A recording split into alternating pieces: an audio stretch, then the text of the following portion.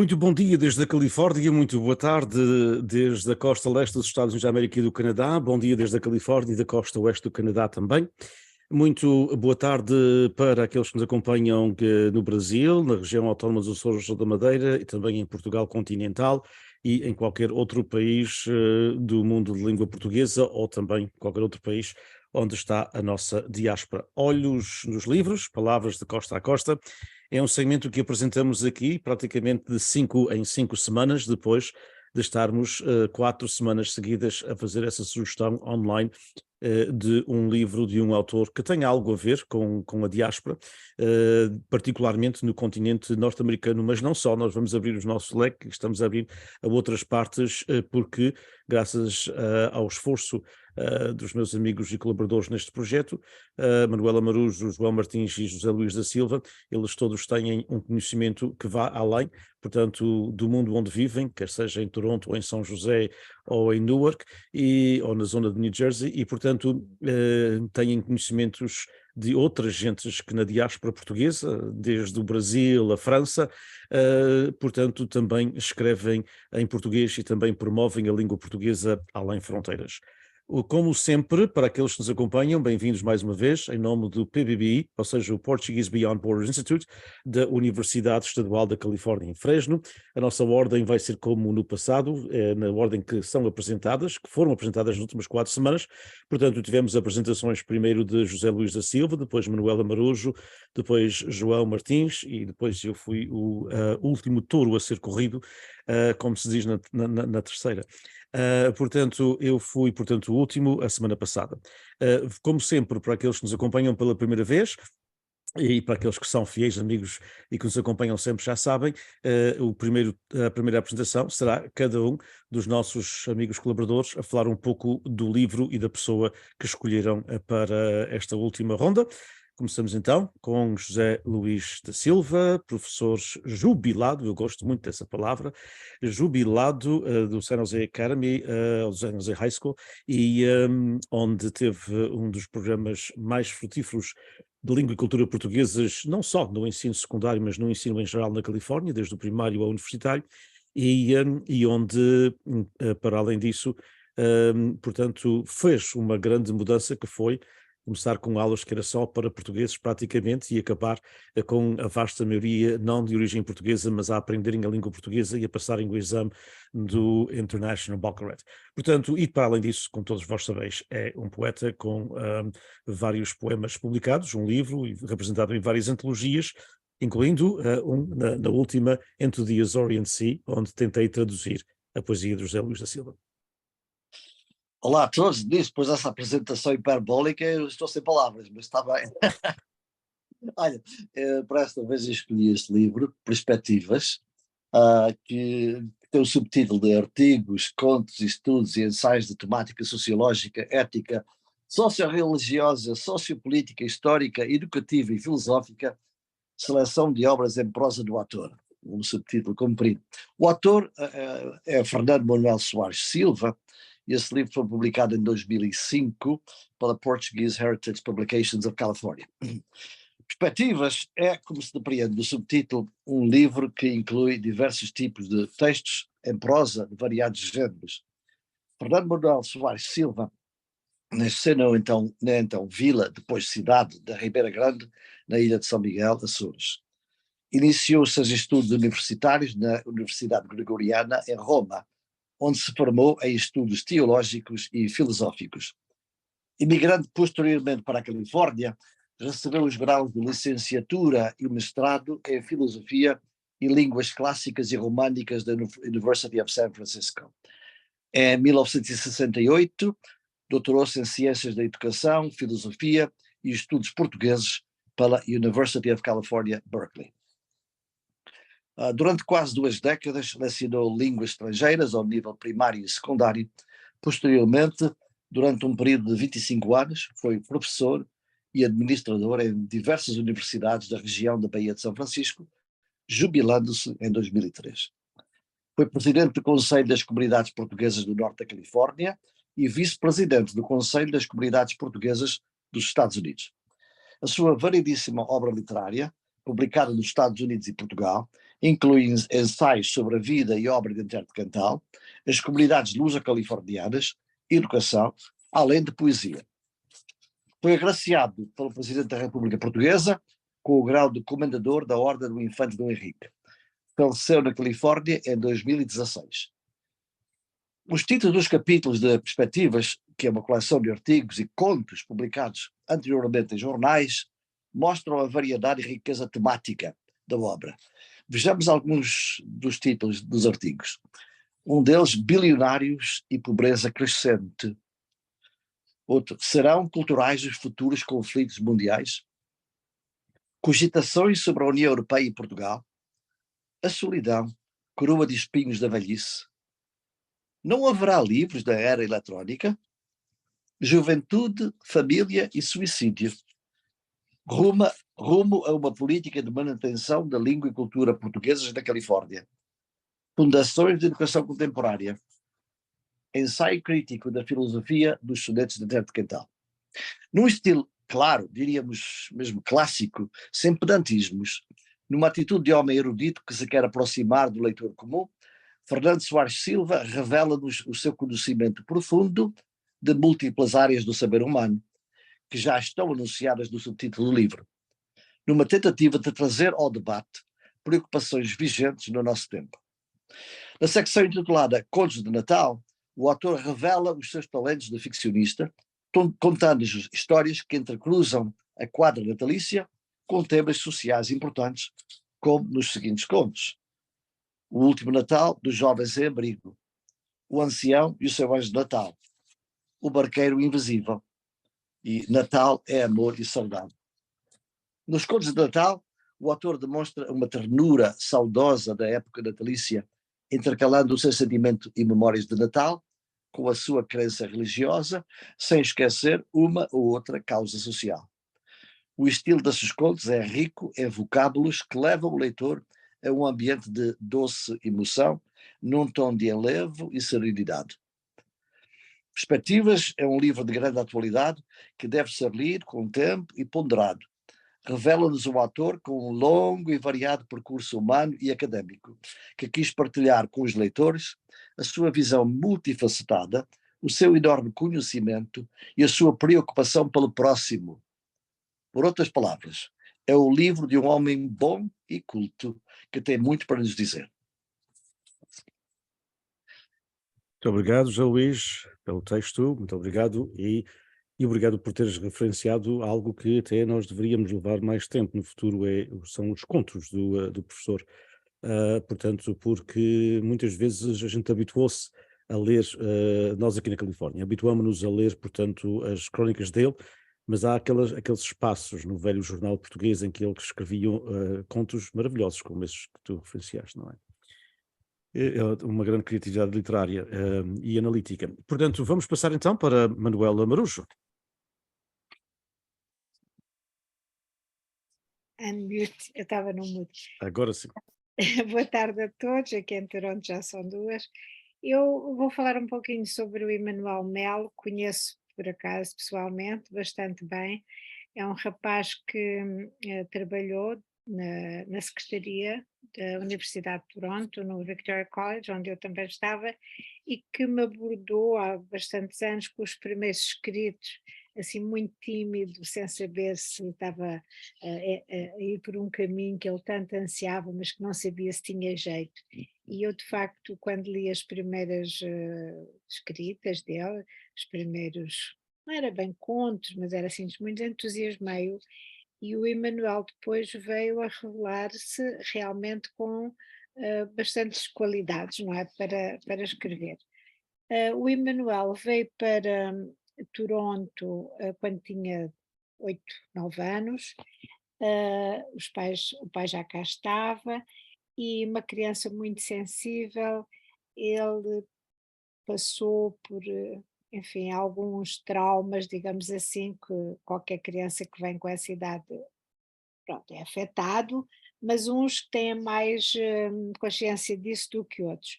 E então ele afastou-se, como tantos outros jovens e crianças, não queria saber nada disso de ser português, integrou-se, pronto, com a língua a língua inglesa como sua primeira língua, e quando ele começa a escrever também o faz em inglês, não é? Como é natural em muitos jovens que vieram para aqui naquela idade escolar.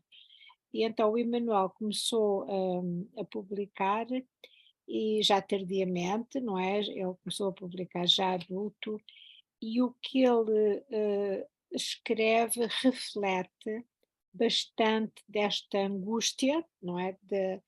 De ser infernizado, não é? A pessoa é canadiana, mas tem qualquer coisa que não é canadiana, e ele faz uma reflexão na sua escrita sobre essa questão da identidade, sobre a questão de ser açoriano, também aqui no meio de uma comunidade de continentais, portanto, essas comparações que inevitavelmente se vão fazendo à medida que a pessoa vai vai se integrando ou vai tentando integrar-se, não é, na comunidade, não só mainstream, não é, na comunidade canadiana, porque é diferente, porque pensa de maneira diferente, e portanto o Emanuel, começou a escrever, começou a enviar os seus contos, foram aceitos, começou a ser publicado em várias revistas, e um dos seus contos que chamou bastante a atenção foi um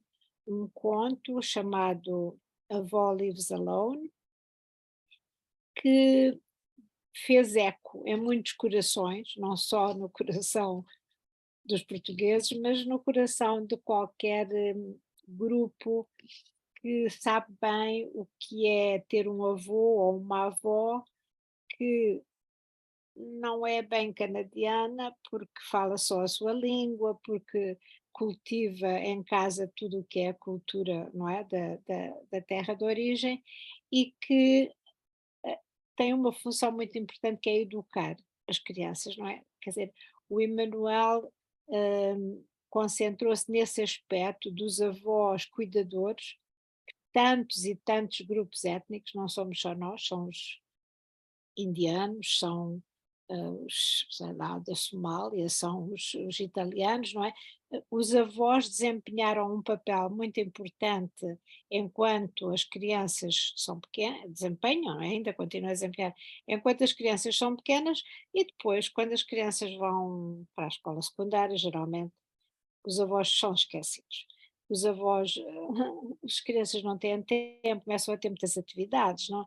Estão todos muito ocupados e os avós deixam de ser a presença constante, as crianças deixam de se falar português e, portanto, neste conto, A Avó Lives Alone, que ele publicou no livro Memória, de que eu, portanto, falei, que é uma antologia de vários autores, não é só do Emanuel, mas aqui este conto, de facto, salienta-se pela sensibilidade com que ele soube falar do assunto e a aceitação foi tão boa que o Emanuel de facto se entusiasmou e tem agora publicado muitos outros contos, muitos ensaios sobre a temática que é esta da quem somos nós nesta sociedade que nos acolhe tão bem, mas temos as nossas questões ainda para resolver, etc. Então o Emanuel tem feito uma série de escrita, não é, sobre esta temática da identidade, tem publicado e eu gostaria de chamar a atenção para um blog que ele criou há 7 anos, em que ele publica frequentemente e que também vai buscar as suas raízes açorianas, não é? Ele é de Ponta Delgada, mas também o Canadá visto pelos olhos deste rapaz que está bem integrado e compreende o que é que está do lado de lá e o que é que está daqui deste lado e que faz parte da sua cultura.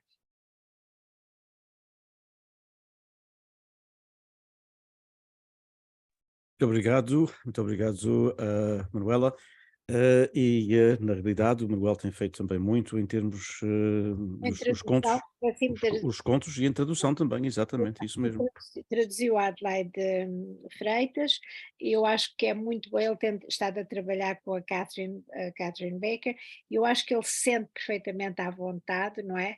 Porque, claro, o inglês dele pronto, é fluente, mas também o português dele tem melhorado muito, e ele agora tem tido essa faceta tradutor que tanto precisamos, não é? De uma pessoa que saiba traduzir, e ele acabou portanto, já publicou esse livro a tradução do Smiling in the Darkness, que é de facto um trabalho meritório.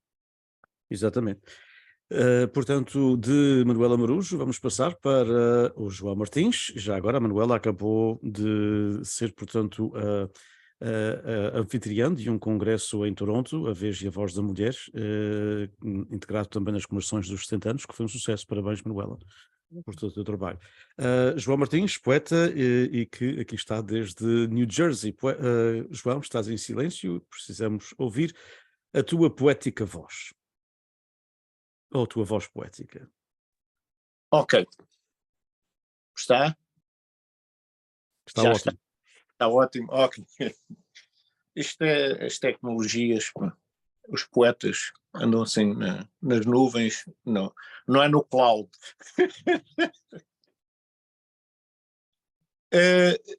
O livro que eu referi há umas semanas atrás e que hoje trago aqui, e sobre o qual escrevi, é de um autor que eu até há um mês e pouco não conhecia, Eduardo Alves, de Filadélfia.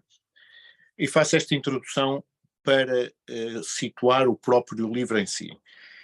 Um amigo comum juntou-nos num jantar no Sport Clube Português, em Newark, tudo isto a propósito de uma experiência teatral, uma peça teatral que nós gostaríamos de ver representada no Salão Nobre do Sport Clube Português.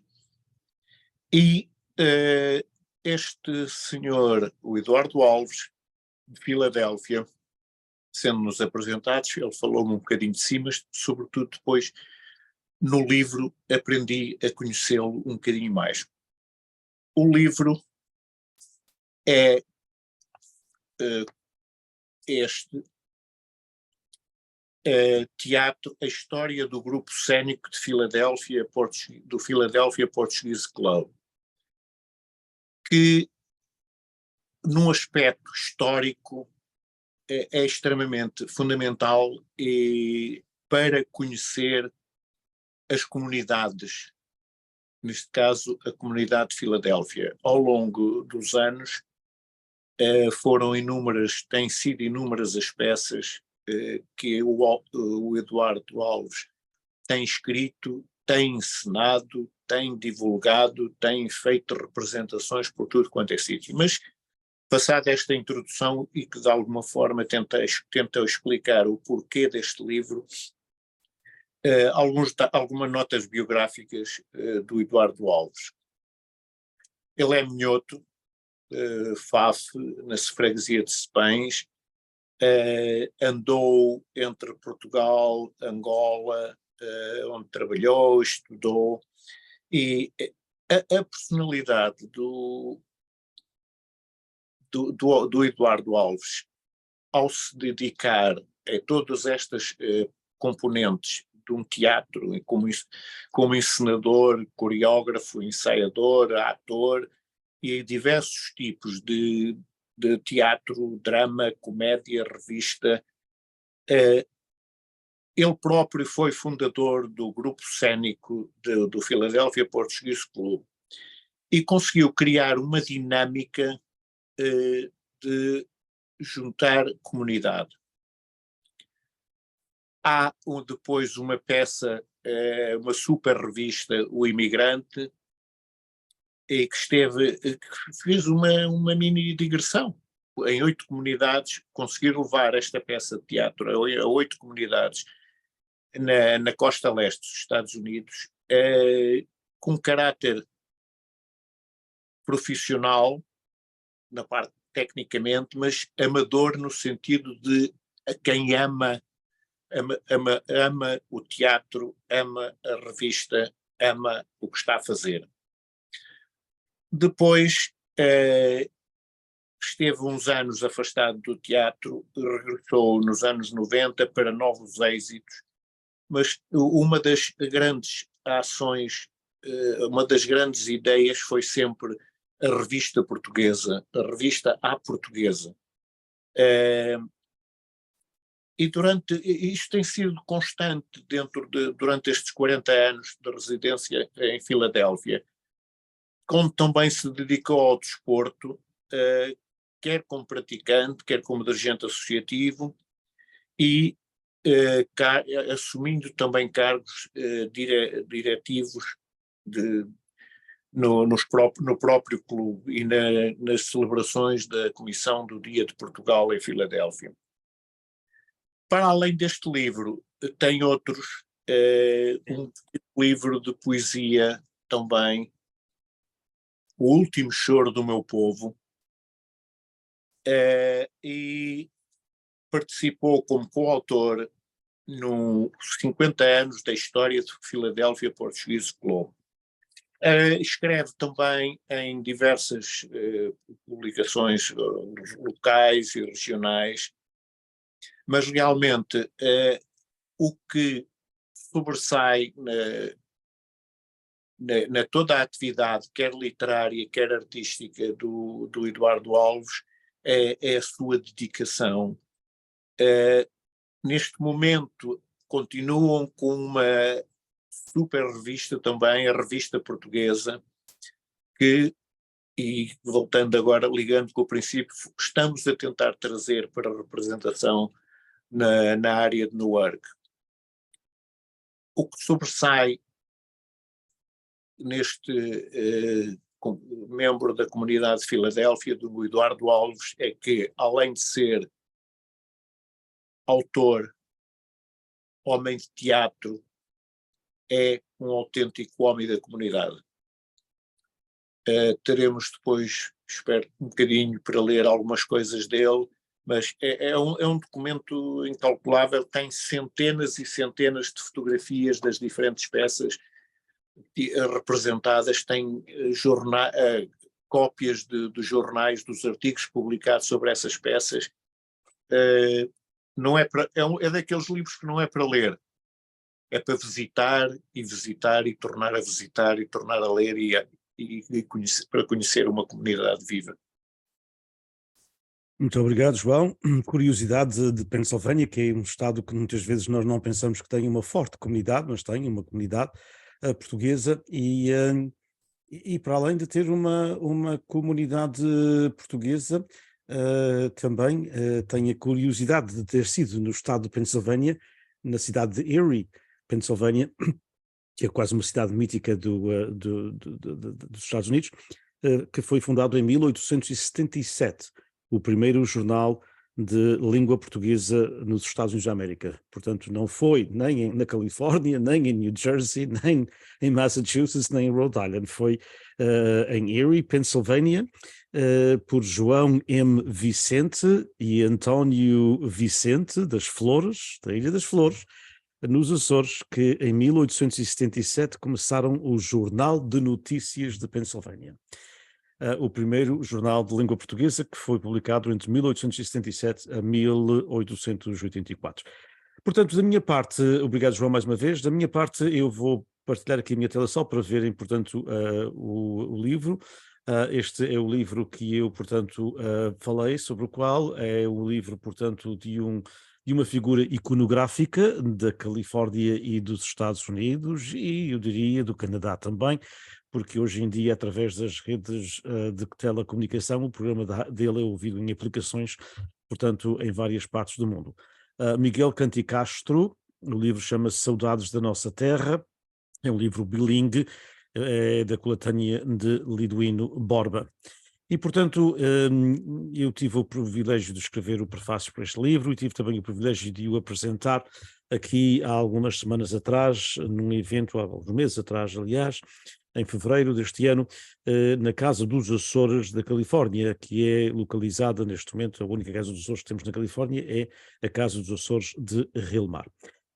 E eu falava na altura que era um dia de festa para a nossa comunidade, porque era uma festa, portanto, da vida, é uma festa da dádiva, a festa do livro, a festa da verticalidade, a festa da língua portuguesa, a festa de um meio de comunicação social, o que maior impacto teve na comunidade da diáspora da Califórnia, ou seja, a rádio, e a festa da amizade.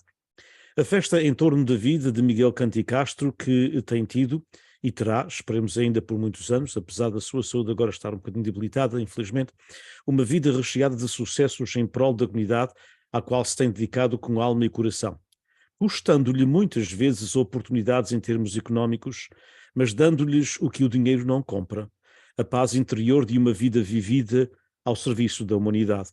A tal festa da dádiva que também aqui celebramos e que tem por base o culto que define os açorianos, desde Santa Maria ao Corvo, ou seja, o culto ao Divino Espírito Santo, um elemento basilar da açorianidade.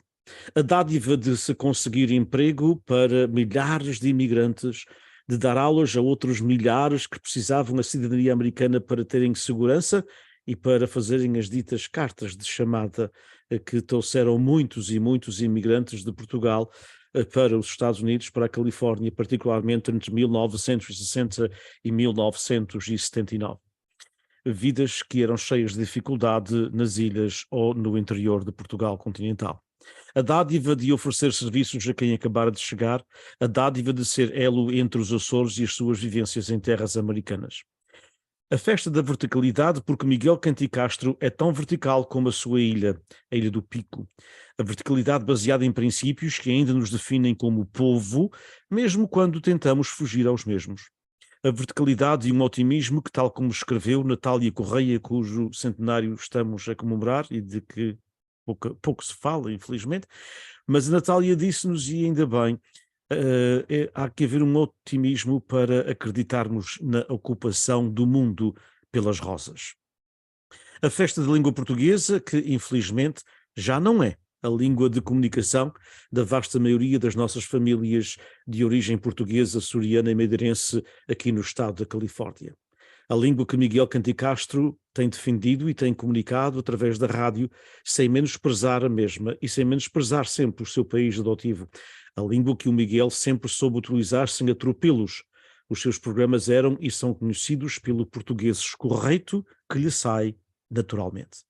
A festa da comunicação social em língua portuguesa, e desta em particular da rádio, porque também, como já o disse, ao ponto de chatear quem não quer pensar a nossa diáspora, que se ainda hoje se fala algum português nas nossas casas, particularmente nas segundas gerações e até em alguns casos nas terceiras, e até mesmo nas casas de alguns imigrantes que saíram dos Açores no princípio dos anos 60, se ainda se fala algum português nessas casas é porque tivemos a rádio e uma rádio muito forte nas décadas de 1960, 1970 e 1980 particularmente.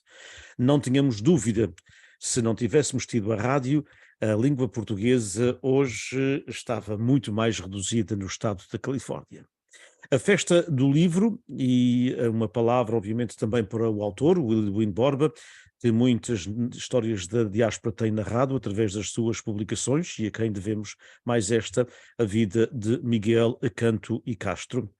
É a história de Miguel Canto e Castro, que é também a nossa história, é a história da nossa diáspora, é a história do nosso multiculturalismo, da nossa presença no multiculturalismo californiano, a presença das ilhas, a presença de Portugal continental, a presença do nosso trajeto como homens e mulheres neste planeta, sempre ao encontro da felicidade. Portanto, bem-aja ao Liduíno por este trabalho e bem-aja, obviamente, ao Miguel por muitos anos. Thomas Carlyle escreveu que nenhum grande homem, e Miguel Canti Castro é um desses grandes homens, vive em vão. A história do mundo é uma coletânea de biografias. A nossa história é toda ela composta por biografias, as de cariz pessoal, as do nosso movimento associativo, que Lidwin Borba tem sabido registar, e por isso há que agradecer. Esta é, portanto, como eu disse no começo, quando apresentei o livro, uma festa da amizade que foi em na Casa dos Açores. A amizade que todas as pessoas aqui na Califórnia têm com o autor, portanto, e muito concretamente com o biografado Miguel Canti Castro, o homem que soube, através da rádio, construir o mais sublime de todos os impérios, onde o divino e o humano coabitam com respeito mútuo, numa irmandade perfeitamente, portanto, uma simbiose perfeitamente adequada e uma irmandade genuína, ou seja, o império da amizade. O Miguel Canti Castro, só para concluir, é o mais antigo produtor de rádio de língua portuguesa no continente norte-americano. Ele começou o seu programa de rádio em 1960.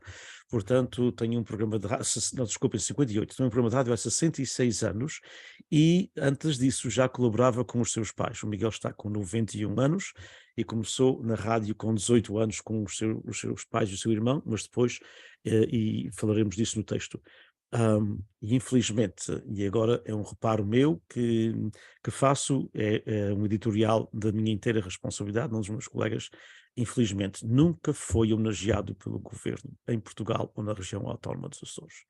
O homem que começou a rádio, que tem o programa de rádio mais antigo, ou seja, a rádio começou muito antes dos anos 50 aqui, como todos nós sabemos, começou nos anos 20, mas um homem que mantém um programa de rádio em língua portuguesa há 67 anos, e ninguém se lembra disso, é, na realidade, um crime para a Portugalidade, a tal questão que o nosso, portanto, Miguel Torga dizia, a inveja ainda é a pior pobreza que Portugal tem. E agora vamos passar para as leituras dos textos. Vamos começar com José Luís da Silva, a mesma ordem, Manuela Marujo, João Martins Gil. José Luís. E estás em mute, vais ter que ligar o botãozinho, se fazes favor. Muito obrigado. Agora sim. Bem, Denise, continuando a tua ideia, de facto há muita gente, grandes mulheres e grandes homens na nossa comunidade que estão para aí esquecidos. Infelizmente, aqueles que se põem nos bicos de pés são geralmente aqueles que são mais reconhecidos. Nós sabemos disso, mas o Miguel Canti Castro é uma figura enorme da nossa comunidade.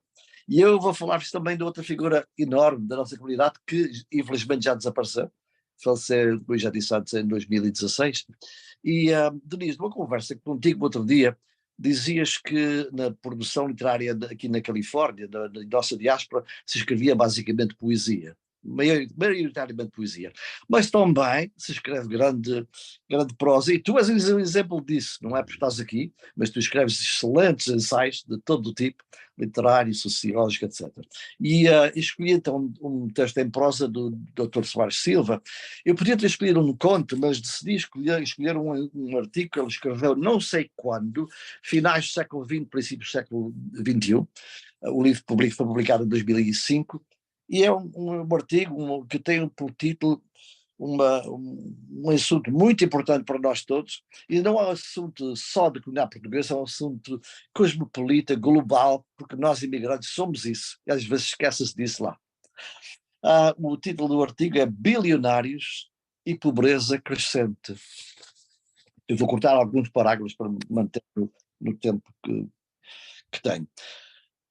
Não obstante as afirmações dos presidentes Bill Clinton e George Bush e outros políticos, bem como das megacorporações americanas, agora enlaçadas na dança dos mercados livres, a situação económica do país está longe de ser rósea e harmoniosa. Este texto, se bem que foi escrito há algum tempo, continua atual. Efetivamente, se examinarmos, entre outros, o recente documento 1997 Human Development Report das Nações Unidas, o qual analisa os contextos económicos das 185 nações associadas a este organismo mundial, veremos, por exemplo, que nos Estados Unidos da América, mais de 36 milhões de pessoas, mais de 15% da população total, vivem em pobreza, que em muitos casos é abjeta. Similarmente, mais de 21% dos indivíduos da chamada terceira idade e cerca de 20% das crianças americanas subsistem em condições inferiores ao nível oficial da pobreza. Os números podem mudar, mas a realidade é a mesma. E quem poderá ter as lamentáveis legiões de homeless, ou desalojados, que pululam sobretudo nas grandes cidades em busca de refúgio, guarida, sustento e emprego que o sistema económico vigente não lhes fornece? Tudo isto e mais no país que apregou a ser, e é atualmente, a mais rica nação do mundo. A economia americana apresenta enormes disparidades, as maiores entre as nações componentes do G7, o Group of Seven, e representa também a maior acumulação mundial de riqueza e recursos, controlada por uma pequeníssima minoria. A título de elucidação, saliente-se que, segundo o mesmo relatório, nos Estados Unidos da América, somente 1% das famílias controla 42% da riqueza nacional, havendo 170 bilionários em uníssono com amplas centenas de milionários que praticamente ditam as sinas económicas do país e de muito do mundo inteiro. Mas o problema americano não é único.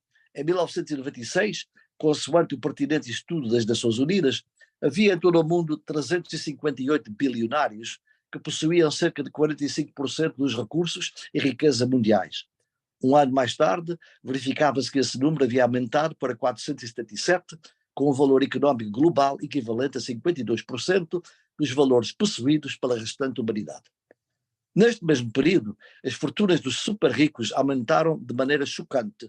O bilionário americano Bill Gates, por exemplo, viu a sua riqueza subir de 18 para 38 bilhões de dólares num ano apenas. Em escala global, 20% da população mundial possui e controla 83% da riqueza e dos recursos mundiais.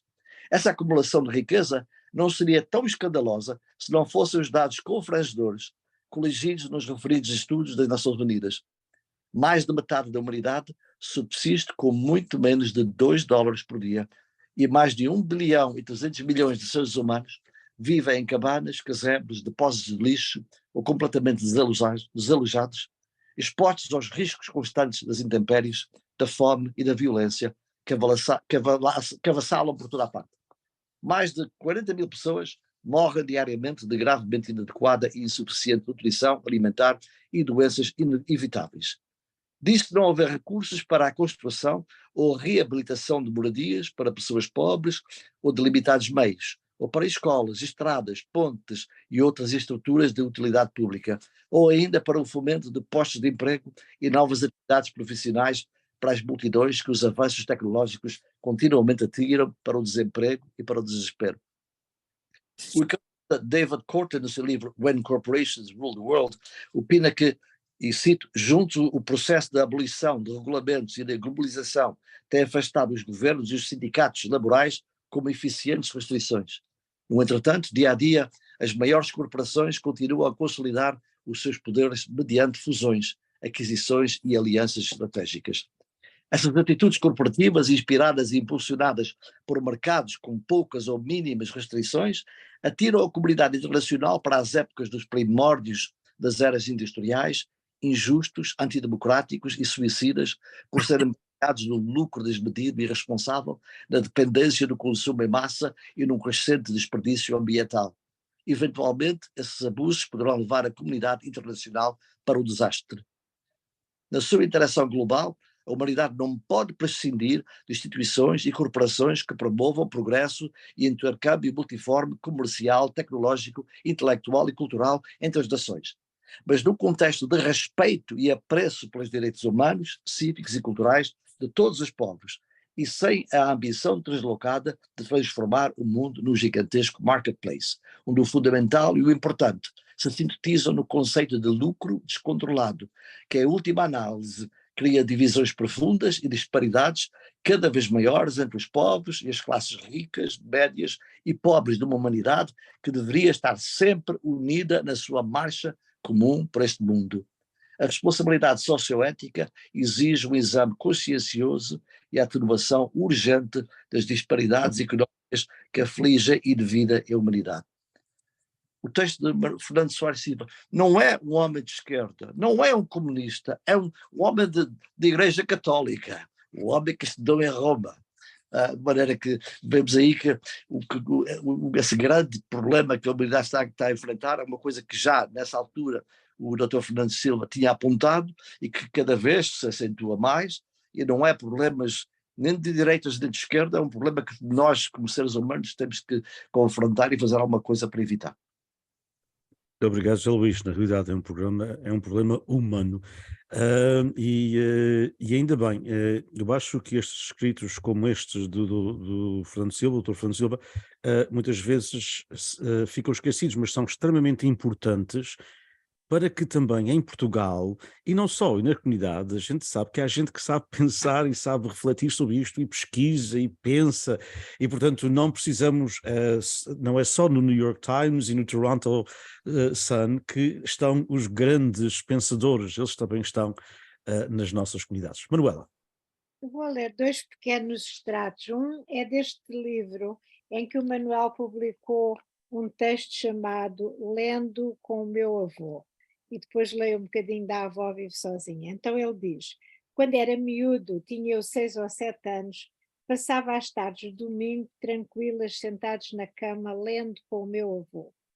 Ainda posso ver na minha frente as mobílias do quarto de cama, estilo Luís XV, que se encontravam na nossa casa em Ponta Delgada. Eram de madeira escura e contrastavam com as paredes alvas do quarto.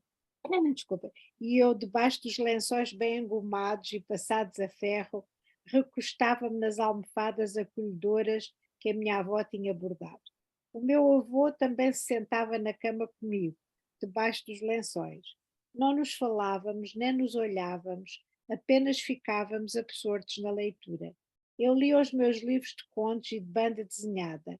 Ele lia os jornais e a imitação de Cristo. O meu avô materno era serralheiro de profissão e por isso os seus dedos pareciam estar sempre sujos. Lembro-me de uma vez que a minha mãe me pediu para mostrar ao meu avô o caderno da escola, mas fiquei aflito, pensando que ele iria manchar as páginas. Se a memória não me falha, não consegui entregar-lhe o caderno, apesar da fúria da minha mãe.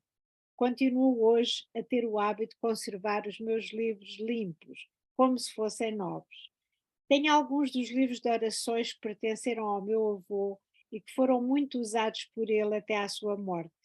Ficaram manchas dos seus dedos ao lado direito das páginas, como prova da sua leitura e reza assíduas.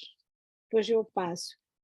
Trago dentro de mim a memória daquelas tardes de domingo, quando o meu pai já tinha ido para o Canadá e eu, ainda criança, precisava da presença de alguém que fosse forte e silencioso e me fizesse sentir seguro.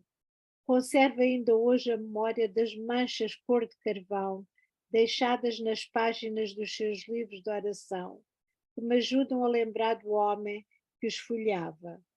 Se pudesse voltar atrás no tempo, a um daqueles domingos à tarde, deixaria o meu avô pegar no meu livro da escola, para que a marca dos seus dedos tivesse ficado impressa nas páginas do meu livro. Ele tem essa lembrança do avô e agora leio um bocadinho da avó vive sozinha. Portanto, leio aqui quando ela pergunta pelas netas, não é? Em breve é Páscoa e a avó prepara-se para a sempre tão especial reunião da família. Pede ao seu filho mais velho comprar alguns presentes especiais de Páscoa para as meninas. Enche também sacos de presente com ovinhos de chocolate e embrulha-as num bonito papel colorido. Sabes onde é que vai ser o jantar da Páscoa este ano? Vai ser na casa do teu irmão ou na casa da sogra dele? Ela pede todos os dias ao filho mais velho novidades sobre os planos, mas nem ele sabe o que se vai fazer na Páscoa. Até que finalmente, já perto do feriado, consegue receber uma chamada do filho mais novo, só para ficar a saber que ele está a planear ir para fora com a família. É uma boa altura para viajar, e ele e a mulher têm trabalhado tanto que queriam agora aproveitar este período para relaxar. Desculpa, mãe. Não faz mal, diz ela. Desde que estejam todos bem, com saúde, também fico bem. No dia de Páscoa, pela manhã, a gentil senhora leva-a de novo à igreja. Pouco depois volta a deixá-la em casa. Deseja à avó uma Páscoa feliz com a sua família, que chegará mais ao fim da tarde. Foi isto, na verdade, que a avó quis que ela pensasse. Depois de dizerem adeus, a avó fecha então a porta da frente, despe a roupa de domingo e prepara o almoço que come, enquanto assiste às notícias portuguesas na televisão. Pouco depois cochila um pouco entre um rosário e outro, com as pontas do terço a escorregarem dos dedos. "O que é que me deixaste, António?" Queixa-se ela diante da fotografia do marido, jovem e sorridente, com o braço à volta dela, algum domingo à tarde. Enquanto caminhavam ao longo da avenida em Ponta Delgado. Vê a seguir um outro programa de televisão. As vozes da televisão quebram o silêncio à sua volta. A tarde é ainda uma criança, mas ela decide ir para a cama. "Estou cansada", convence ela. "Espero que as minhas queridas netas estejam a ter um dia muito feliz. Se elas estiverem felizes, eu também estou feliz. Em breve a primavera dará lugar ao verão e a escola vai terminar." E a avó consola-se, dizendo para si mesma: "Eu sei que nessa altura as vou ver de novo."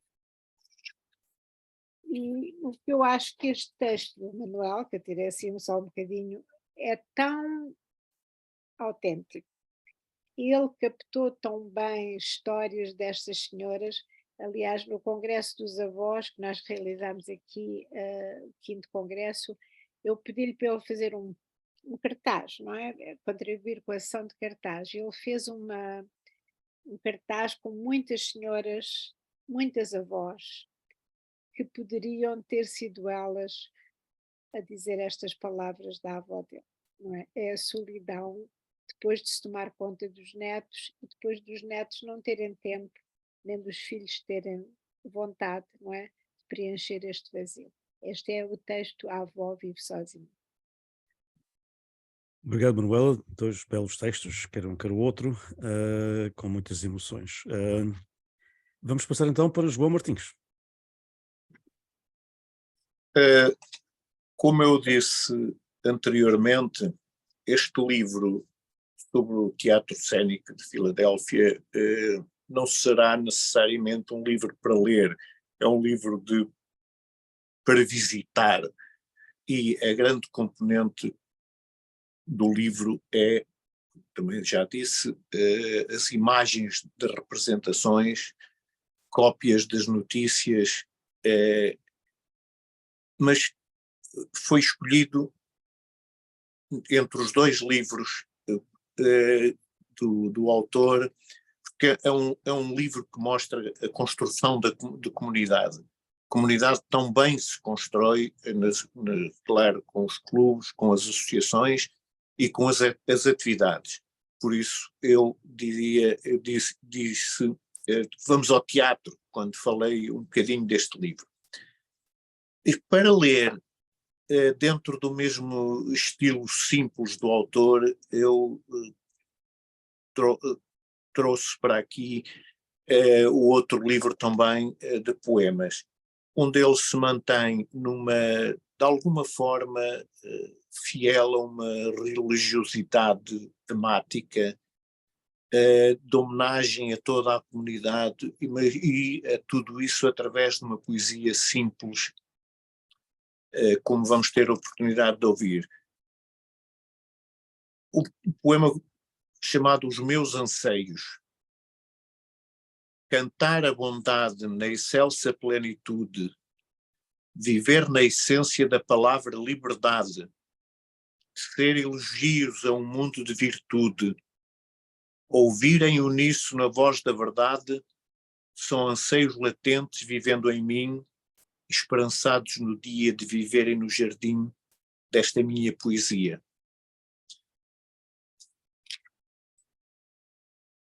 E esse espírito de poesia está presente também noutro poema que ele chamou A Canção da Liberdade.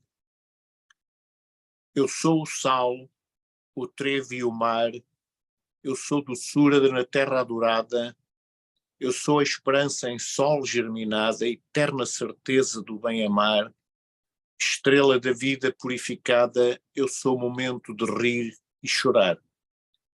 Trago canções, amorosas canções, trago o calor na minha companhia para aquecer a vossa alma fria, vossos pobres gélidos corações. Esperança da vida, calmaria, eu trago cânticos e castos brasões. Trago comigo a luz do luar, transporto sonhos, castelos e ventos, que são a chama dos vossos inventos, balada alegre do vosso cantar. No viver da esperança perdida, trago a chave da felicidade e trago a doce e livre vida.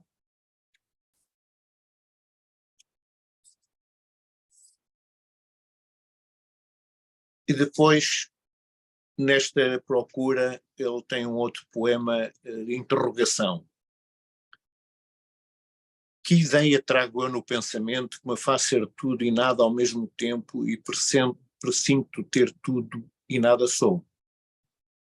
Que força misteriosa e impulsiva será esta que eu sinto bem viva no seio da alma que Deus me doou? Que mistério será este que me guia no mundo empolgante da poesia que vive em meu peito sofredor?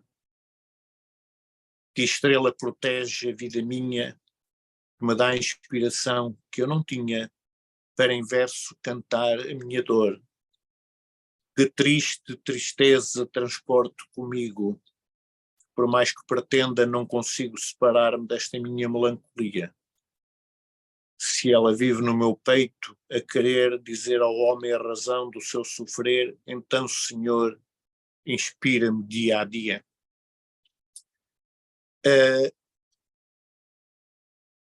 O que é que isto tem a ver também com o outro livro é exatamente o sentido poético da vivência do Eduardo Alves e a sua entrega à comunidade e a sua partilha com a comunidade. Muitas vezes mais que, ou tanto como os escritores eruditos, estes escritores que transmitem estes impulsos que lhe vêm são importantes e são importantes que os escrevam e são importantes que os escrevam em português. Exatamente, muito bem. Obrigadíssimo, João. E é importante que, de facto, os partilhemos, que falemos deles, como estamos a falar aqui, e acabemos também por os promover de uma forma direta e indireta junto da nossa comunidade e junto daqueles que em Portugal não perdiam nada em ler um livro de um autor da diáspora. Portanto, desculpem também, isto hoje as vozes estão assim, do livro, portanto, de Miguel Canticastro. Eu vou ler apenas um pequeno texto, que, aliás, o livro é, como eu disse, um livro escrito pelo Ludwig Borba e tem vários aspectos. Aliás, tem dentro deste livro uma história, não a história, porque isso aí é outra questão, mas uma história sobre a radiolíngua portuguesa na Califórnia, portanto, de várias páginas, acho que são 4,5 ou 5 páginas sobre a história, que tem o professor Fernando Silva, que o José Luís escolheu, também tem belíssimos textos sobre a história da radiolíngua portuguesa. Eu tenho escrito alguma coisa, há várias histórias, mas ainda não se escreveu a história, até porque ela continua a ser praticamente feita todos os dias, enquanto ainda houver rádio. Então, o Miguel Canticastro foi homenageado, e um dos textos do livro foi homenageado por um grupo de estudantes aqui na cidade de Tolar, e ele diz assim, e escreve: se me dão licença, eu gostava de vos contar uma pequena história verdadeira da minha família. É assim, meu pai, quando estava no liceu, teve sempre grandes dificuldades com a matemática. E num belo dia, em que havia um exame e ele não se tinha preparado, e sem saber as respostas para nenhuma das perguntas, no papel branco à sua frente, escreveu em letras gordas: a ignorância, a enervância e a vigilância deixaram-me nesta circunstância. Pôs a caneta em baixo e foi-se embora. E, portanto, diz eu, assim estou eu, sem saber como hei de principiar. Bom, primeiro quero agradecer aos jovens da Associação Estudantil SOPAS Society of Portuguese American Students o gentil convite e distinção para entrar no prestigiado Portuguese American Hall of Fame, o Portuguese Hall of Fame, o Portuguese American Oscars. Vejam lá vocês, sem eu nunca ter jogado beisebol, ou basquetebol, ou futebol, ou ter sido ator em Hollywood, e eu entro para um Hall of Fame. Louvado seja. Sinto-me verdadeiramente honrado em receber este prestigioso título, mas, se não se importam, eu gostaria de aceitá-lo em nome e em homenagem póstuma aos meus queridos pais, Francisco e Josefina do Canto e Castro. Ambos tinham publicado livros aqui nos Estados Unidos da América. A dona Josefina Canto e Castro manteve uma coluna todas as semanas no Tribuna Portuguesa, quando ele era semanal, e no Dever do Pico e em jornais da Costa Leste. E é uma pena porque não foram e não estão e não se sabe onde estão todas para serem corrigidas em livro, porque é a vida das comunidades, particularmente dos anos 60, 70 e 80. Portanto, foram eles que os verdadeiros pioneiros fundando o programa da Nossa Terra. Eu apenas adicionei a palavra saudades e dei-lhes continuidade. O grande sacrifício foi deles, partilhado por ambos, abandonando a sua terra natal, deixando a sua família e os seus amigos de infância para tentarem oferecer aos seus 4 filhos, eu, o meu irmão Raimundo e as minhas irmãs Violanta e Maria Josefina, um futuro melhor com oportunidades únicas que este país nos oferece. Queria aqui dizer-vos que o Raimundo foi o homem que começou o jornal na costa leste dos Estados Unidos da América, que ainda hoje existe e que o começou, portanto, um jornal gratuito, o primeiro jornal em que era colocado nas lojas, nos acontecimentos da comunidade toda. Acho que fazia na altura cerca de 5.000 a 6.000 exemplares e eram distribuídos todas as semanas. Portanto, eu com 15 anos, o Raimundo com 13, a Violanta e a Maria Josefina vieram em 1948, a Violanta com 14 e a Maria Josefina com 9, para nós foi uma aventura maravilhosa. Mais uma adição à família, que foi o nascimento em 48 da irmã mais nova, a Maria de Fátima. Esta história de imigração tem sido repetida por milhares de homens e mulheres do nosso Portugal. Não posso deixar de frisar a importância que merecem todos os nossos imigrantes, todos que se sacrificaram para melhorar a vida das suas famílias. Assim, quero deixar aqui um apelo que é ao grupo SOPAS, Society of Portuguese American Students, e a todos, para que continuem a estudar, a aprender e a aproveitar o vosso tempo precioso de juventude para aprenderem sobre aquilo que os vossos antepassados vos legou com tanto sacrifício, para que pudessem vocês agora usufruir de uma vida boa e de uma vida desafogada. Lembrem-se sempre do velho ditado português: o saber não ocupa lugar, antes, pelo contrário, dá lugar a uma vida mais rica, mais completa e mais feliz. Antes de terminar, quero reconhecer todos aqueles que tiveram envolvidos neste meu reconhecimento, que agradeço. E a propósito do nome SOPAS, Society of Portuguese American Students, e da minha atividade na rádio, vocês não imaginam, às vezes sem conta, que me chamavam quando eu fazia algum anúncio sobre as vossas atividades do SOPAS, e falava SOPAS acima, SOPAS abaixo, e recebia um telefonema que dizia: Mestre Castro, onde é que há SOPAS Today? E é o que eu dizia sempre ao meu senhor, à minha senhora, portanto, hoje é um anúncio de uma associação que se chama Sopas, estas não são as sopas da Pombinha. Portanto, o espírito do Miguel Canto e Castro, num disco que está escrito, portanto, no seu livro, e foi um texto que ele apresentou para alunos. O Miguel sabia ler muito bem em português, obviamente tinha um jeito de contar histórias, e aliás eu gostaria aqui de lhe agradecer, porque durante 3 anos e meio, quase 4 anos, aliás foram 4 anos quando comecei a receber, nas minhas aulas de português de avançado, ele gravava para o seu programa Histórias e Lendas dos Açores, que é um livro muito grande que todos que devem conhecer, e ele gravava essas lendas, portanto, eram gravações de mais ou menos 6 minutos, 5 minutos e meio a 6 minutos. E ele mandava-me em cassete, isto estamos a falar no princípio dos anos 90, ele mandava-me em cassete para eu tocar das minhas aulas para os meus alunos ouvirem o texto que depois liam. Mas era bom também, e o José Luís sabe isso muitíssimo bem, como colega, e a Manuela também que me ensinou, é muito bom que eles ouçam, e que não ouçam sempre a voz do professor, e que ouçam alguém que sabe contar uma história. Portanto, o nosso Miguel Canto e Castro não lia, contava a história tal como se a tivesse a contar, e não a lendo tinha essa versatilidade. Eu fiquei, e só para terminar, foi muito triste porque infelizmente no lançamento dele na Casa dos Açores tiveram apenas 25 pessoas ou 30 e ele tanto fez. Aliás, segundo aquilo que nós sabemos, ele conseguiu emprego para mais de 10 mil pessoas na Califórnia, anunciando gratuitamente quando as pessoas precisavam de um emprego. Isso é algo extraordinário para quem chegava dos Açores. E assim, terminamos. Portanto, muito obrigado à Manuela, muito obrigado ao João, muito obrigado ao José Luís. Eu queria partilhar a minha tela só para verem aqui algo que não fazemos com regularidade, mas eu gostaria de chamar a atenção, porque hoje, esta semana, sai um livro novo na nossa comunidade, na diáspora norte-americana, chama-se How to Clean a Fish and Other Adventures in Portugal, é de Esmeralda Cabral, que é natural da ilha de São Miguel, de Ponta Delgada, vive há muitos anos, veio em criança, acho que a Esmeralda veio com 9 ou 10 anos de Portugal, e veio para a província de Alberta, no Canadá, aí viveu, agora vive em British Columbia,